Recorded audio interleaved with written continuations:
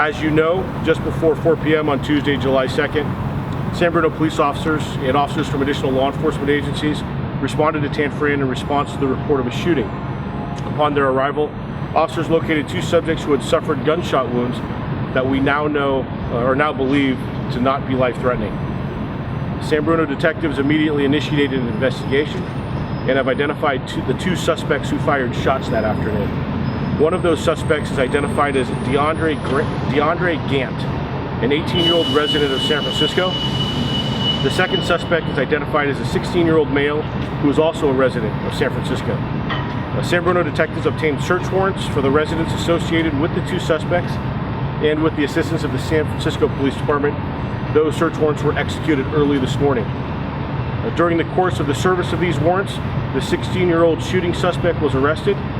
Additionally, a 15-year-old male who had coordinated and acted in concert with this shooter was also taken into custody. DeAndre Gant remains at large, and additional information will be provided regarding his description at the conclusion of this conference this morning. I'd like to take a moment quickly to recognize and compliment the manner in which the San Bruno detectives have proceeded with this investigation. This type of incident draws a great deal of attention, obviously. Our investigators developed a lot of information very quickly, and there's always a desire to act swiftly to resolve this type of case. Detectives in this case resisted the urge to act prematurely and have taken the necessary steps to develop a thorough and complete investigation that satisfies the required burden of proof. I'm grateful for their diligence, tenacity, and their patience in putting the pieces of this case together. Additionally, I'd like to extend my sincere appreciation and gratitude to the San Francisco Police Department, who have provided invaluable assistance in this case. San Bruno detectives determined early on that the parties involved in this incident resided in San Francisco. We reached out to SFPD to learn more about individuals that they may be familiar with. The professionalism displayed by the San Francisco Police Department personnel and their willingness to provide immediate assistance has made our inquiry into this incident successful. A press release with photos and information regarding our outstanding suspect in this case is being distributed this morning, and we'll have copies for each of you here. This is an active and ongoing investigation. That's all I have for you right now. I'd be happy to try to answer a few questions, although this investigation is still ongoing. So it's our understanding that this was, correct me if I'm wrong, a shootout between 2 groups. The 2 people that you were looking for originally, were they shooting at each other or were they on the same side? We believe this incident generated from a dispute between 2 groups of people, and the 2 shooters were shooting at each other, or at their opposite groups.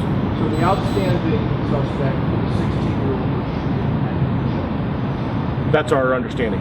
If not directly at each other, at the separate groups. So one of the juveniles was the shooter, the other one was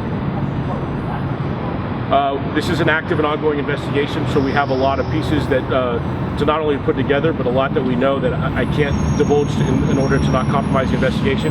But we have evidence to show that additional juvenile was acting in concert with the shooter and in a coordinated effort.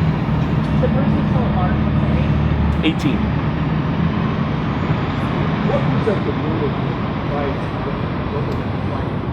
So we believe we know what the dispute, or we have an idea of how the dispute started. It's relatively minor by an average person's standards. We're not going to divulge that now, just because we still have an investigation to conclude and we have some interviews to conduct, and we want to make sure that we don't compromise those interviews. Is this person considered armed and dangerous? The weapon that the outstanding suspect used has not been recovered. Our belief is that yes, it's very likely that he's armed. Are the suspects family members? Are they related? I'm sorry? The 2 who were arrested, are they related? They are related in some manner. I don't have the exact specifics of how that is, what that relation is. Were they in the same house? They were at the same location when they were arrested. Were the victims innocent bystanders, or were they also participants? The victims were associated with the 2 groups. Have they been?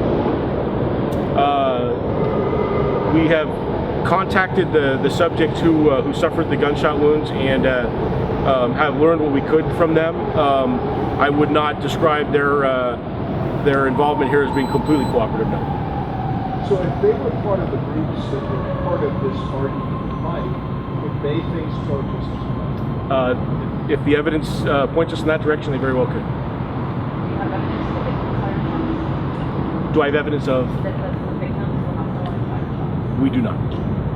Any official gang affiliation for the suspect? So there's a legal component or legal parameters on how we identify gang members and how we validate gang members. So that has not been.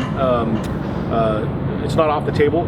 It's going to take us a lot more investigation and a little bit more research to determine whether or not we can actually identify them as gang members and proceed with charges. We'll work with the district attorney's office to develop that. There's some pretty strict legal parameters on how we identify gang members, and we're not there yet. And do either of them have, extreme records in this case of violent offense?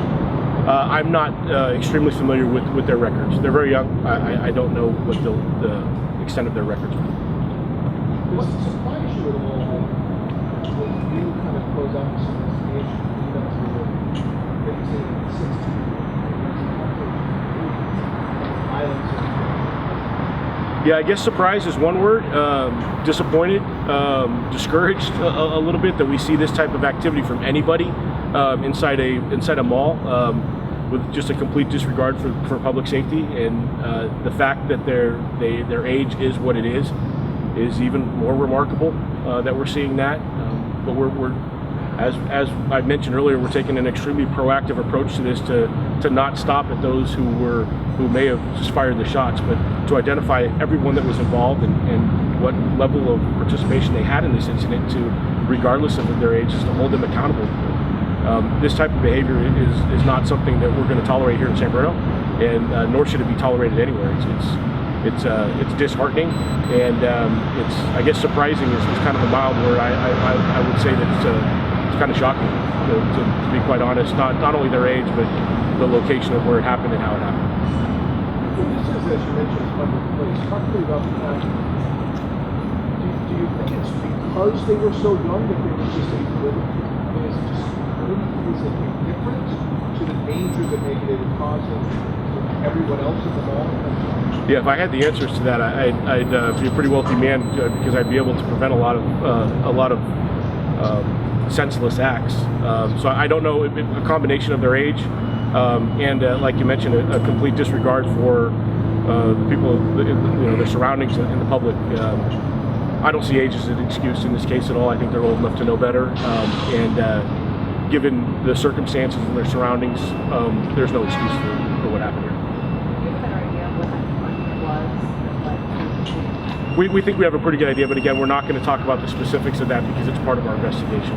We know it. I'm not going to pretend like we don't know or don't have an idea of what that argument was about. Again, by an average person's standards, it's probably a relatively minor argument, but we want to hold on to the specifics of that until we conclude our investigation.